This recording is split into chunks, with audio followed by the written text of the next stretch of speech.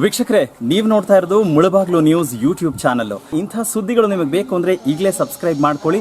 ಜೊತೆಗೆ ಯಾವ ನ್ಯೂಸ್ಗಳನ್ನು ಕೂಡ ಮಿಸ್ ಮಾಡ್ಕೋಬೇಡಿ ಅಂತ ಹೇಳ್ತಾ ಇದ್ದೀನಿ. ಇದು ಮುಳಬಾಗ್ಲು ನ್ಯೂಸ್ ಯೂಟ್ಯೂಬ್ ಚಾನಲ್.